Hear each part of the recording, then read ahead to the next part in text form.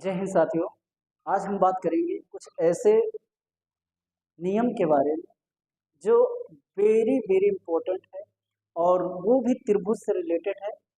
हम पढ़ेंगे आज त्रिभुज की समरूपता का नियम कि कोई भी दो त्रिभुज समरूप कब होगा, क्या उसके नियम है, उसके क्या क्या कंडीशन है, उनको हम देखेंगे। देखिए ध्यान से, कोई भी त्रिभुज पहले ये देख लो कि समरूप कैसे होता है। जैसे मान लो एक त्रिभुज मैंने ये बनाया, एक त्रिभुज ये बनाया, ठीक है।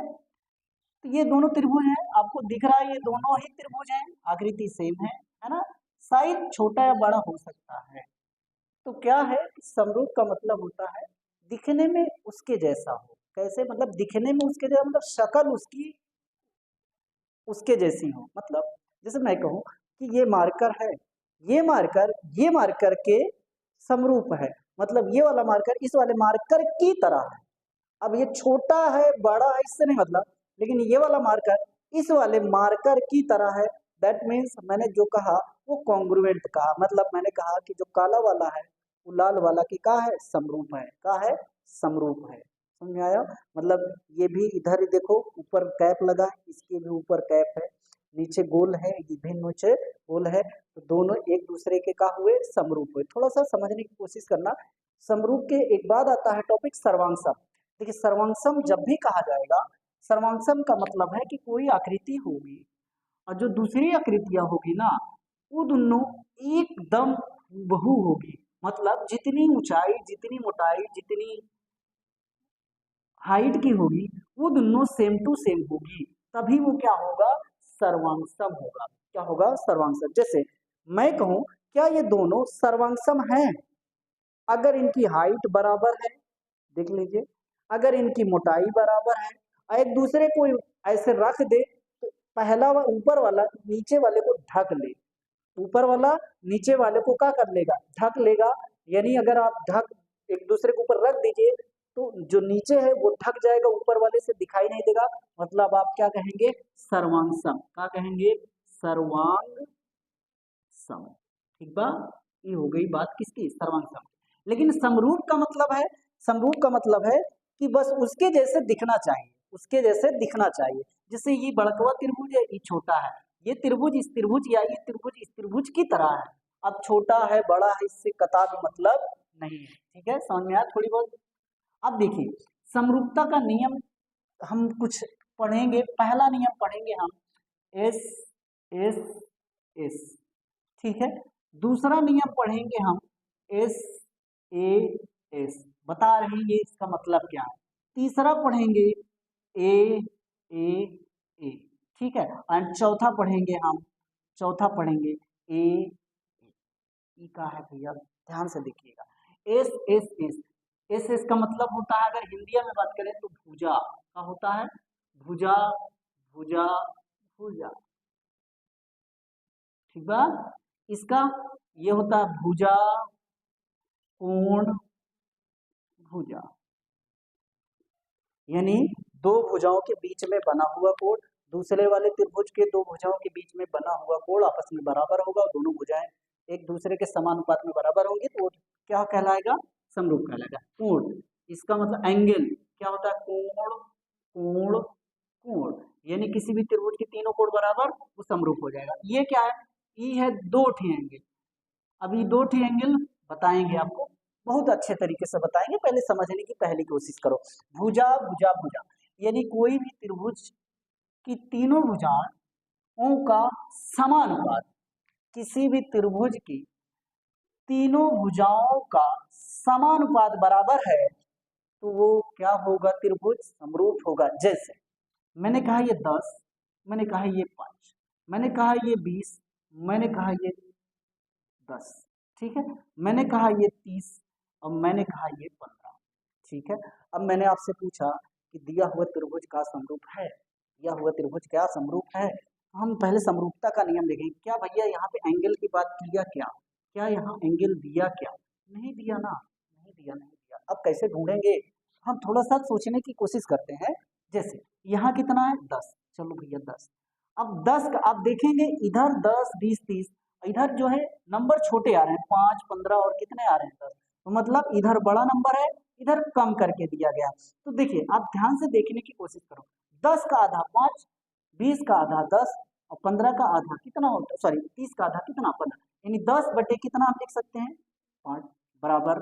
दूसरा वाला 20 बटे में कितना लिख सकते हैं 10 बराबर, 30 बटे में कितना लिख सकते हैं 15। काटेंगे 2, काटेंगे 2, काटेंगे, देखो तीनों ही भुजाओं का अनुपात बराबर आ रहा है कि नहीं।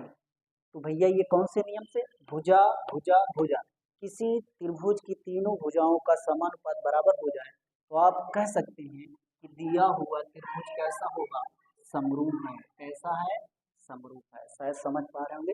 बस थोड़ा सा आपको थोड़ा सा सोचना है कि हम जो भुजा ले रहे हैं और दूसरे वाले में जो ले रहे हैं उनका अनुपात, फिर उसके बाद वाले भुजा और उसके बटे में जो भुजा ले रहे हैं उसका अनुपात बराबर हो जाना चाहिए। ऐसा ना हो कि यहाँ 10 हो, अब आप ढूंढते रहो सर 10 10 बराबर 10 बटे 10, ठीक बा, चलो हम मान लिए। अब बताओ कि 10 10 तो ले लिए, इसको काटने पे 1 आना चाहिए। अब जो भी दोनों भुजाएं लेंगे, मान लो ये वाला लिए तो इसको भी काटने पर 1 ही तो आना चाहिए, ऐसा नहीं, ऐसा ही है ना, होना तो ऐसे चाहिए। लेकिन आपके अकॉर्डिंग जब आप लेंगे तो ये तो 1 आएगा, लेकिन इनको हल करेंगे तो आएगा ही नहीं। तो ऐसा ना करना, आपको भुजाओं का भुजाओं से चेक करना है, थोड़ा सा समझना है कि क्या भुजा का आधा हो रहा है, क्या भुजा का डबल हो रहा है, क्या भुजा का तिहाई हो रहा है, कैसे हो रहा है, समझाया। ठीक है, चलिए ये तो बात हुई किसी भी त्रिभुज की अगर तीनों भुजाएं बराबर हैं, तीनों भुजाओं का अनुपात बराबर है, तो वो दिया हुआ त्रिभुज कैसा होगा, समरूप होगा। कैसा होगा, समरूप होगा। ठीक है, अगला क्वेश्चन है S A S, S A यानी भुजा कोण भुजा। जैसे मैंने कहा भैया लो ये है 80, कितना है 80, और ये है 5, ये है 10। दूसरे वाले में बना दिया, यहाँ पे दिया 80, ठीक है, यहाँ पे दिया 20 और यहाँ पे दिया 10, ठीक है। तो क्या ये मैं क्वेश्चन बनेगा कि क्या ये दिया हुआ त्रिभुज समरूप है, तो क्या पढ़े हो एस ए एस, यानी ये वाली भुजा का अनुपात बटे में ये वाली भुजा का अनुपात बराबर, दोनों कोण आपस में क्या होने चाहिए, बराबर होना चाहिए। इन भुजाओं का अनुपात बराबर में ये कोण भी बराबर होना चाहिए। जैसे 10, ठीक है, अब ध्यान से देखो 10 और 5, यहाँ पे देखेंगे 20 और 10 है, मतलब 10 का डबल 5 का डबल, तो 10 बटे में कितना 20 बराबर 5 बटे में कितना 10, ठीक है। काटेंगे तो 1 बटे में 2, इधर 1 बटे 2, देखो दोनों भुजाओं का अनुपात बराबर हो गया। कोण देखो, यहाँ जो कोण है वो है कितना डिग्री, 80 डिग्री, और बराबर यहाँ जो कोण है वो भी कितना डिग्री है 80 डिग्री, देखो दोनों कोण बराबर है। यानी कहने का मतलब कि एक कोण बराबर हो और उससे लगी हुई दोनों भुजाओं का अनुपात अगर बराबर है तो दिया हुआ कोई भी त्रिभुज समरूप होगा। कोई भी त्रिभुज कैसा होगा, समरूप होगा। समझ में आया साथियों, क्या कहना है कि जो भी एंगल है इस वाले का, जो भी एंगल है इस वाले का, इनसे लगी हुई जो दोनों भुजाओं का अनुपात, यानी इनसे लगी हुई ये भुजा, इनसे लगी हुई ये भुजाओं का अनुपात निकालें तो दोनों बराबर होना चाहिए। निकालने पे देखो 1/2 1/2 आ गया और ये 80, समझ में आया। यहाँ पे अप्लाई हुआ एस ए एस, भुजा कोण भुजा। अब आ जाओ तीसरे की बात करते हैं हम, कौन सा, कोण कोण कोण। जैसे मैंने कहा भैया 3 ए ए ए, एंगल एंगल एंगल, और एक छोट का लिया पी क्यू आर, यहाँ दिया ए बी और का लिया सी लिया, का लिया सी लिया, ठीक है। मैंने दिया ये 30, सॉरी इसको दिया मैंने 70 अंश, इसको दिया मैंने 80 अंश, इसको दिया 8 7 15 15 3 18, इसको दिया मैंने 70, इसको दिया 80, इसको दिया 30। अब मैंने कहा कि दिया हुआ त्रिभुज क्या समरूप होगा, तो समरूप होने के लिए तीसरा नियम, अगर साइड नहीं दी है को और एंगल दे दिया तो हम एंगल चेक करेंगे, साइड नहीं चेक करेंगे। एंगल कैसे, जैसे मान लो मैंने यहाँ से उठाया भैया, यहाँ से उठाया, ये ए है भैया, ए पर कितना डिग्री है 30 अंश, तो अब ये नहीं होगा कि यहाँ भी ए जो पी है वो बराबर होगा 1 ना।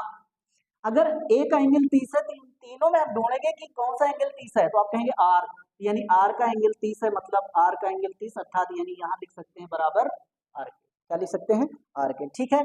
अब मान लो यहाँ पे आ गए बी पर, किस पे आ गए बी पर, हम बी का कहेंगे 70 है, तो इसमें जाओ ढूंढो 70 कौन सा है, ऐसा ना हो कि बी यहाँ है तो क्यों का और बी का मान बराबर हो ना, बी 70 है, हम ढूंढेंगे इसमें 70 कौन सा है, तो आप कहेंगे पी का मान 70 है, तो एंगल पी, यानी एंगल बी किसके बराबर हो गया, एंगल पी का। और तीसरा वाला एंगल सी कितना 80, इसमें ढूंढो 80 कौन है, तो आप कहेंगे एंगल क्यू के। देखो पहला वाला एंगल, ये वाला एंगल इसके बराबर, ये वाला इसके और ये वाला इसके, ये तीनों एंगल बराबर हो गए कि नहीं बराबर हो गए।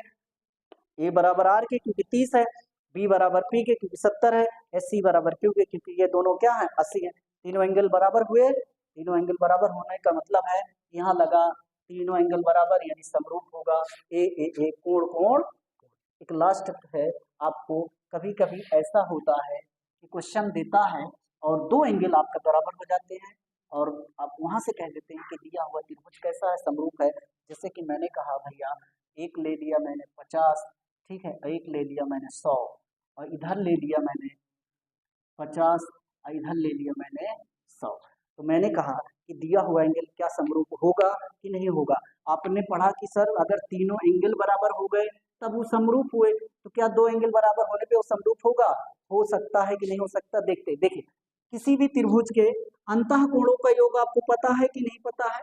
अंतः कोण मान लो एक्स ए और ये बी, तो आप कहेंगे a plus B plus X बराबर कितना होता है, अंतः कोणों का योग 180। a प्लस बी का मान, a प्लस बी का मान यानी 100 प्लस 50 यानी 150 और प्लस एक्स बराबर में 180, x बराबर 180 माइनस 150 घटा देंगे कितना आ जाएगा, 30 आ जाएगा। समझ में आया 30। यहाँ भी वही प्रोसेस होगा, यहाँ भी आप कुछ मान लीजिए, आप मान लीजिए एक्स वाई जेड मान लीजिए, जब यहाँ जेड का मान निकालेंगे तो ये भी 30 आएगा, कितना आएगा 30। ध्यान देना कभी भी दो किसी भी त्रिभुज के दो एंगल अगर आपस में बराबर हो जाए, जैसे देखना 100, ये वाले क्वेश्चन में देखो ये 100 है, इसमें ये 100 है, ठीक, इसमें ये 50 है और इसमें ये 50, दो एंगल आपस में बराबर हो गए, तो आप कह दीजिए कि दिया हुआ जो एंगल है, दिया हुआ सॉरी जो त्रिभुज है वो आपस में क्या होगा, समरूप होगा। क्योंकि किसी भी त्रिभुज के अगर दो एंगल बराबर हो गए तो तीसरा एंगल हमेशा बराबर होता है। समझना साथियों, आई होप जो मैंने बताया आपको 4 नियम S S S S A triple A और डबल ए, यानी भुजा भुजा भुजा भुजा कोण कोण कोण और कोण कोण, ये चारों आप नियम ध्यान से पढ़ेंगे और इन पर आधारित कोई भी क्वेश्चन को हल करेंगे। कोई प्रॉब्लम होती है तो हमें कमेंट बॉक्स में कमेंट करिएगा।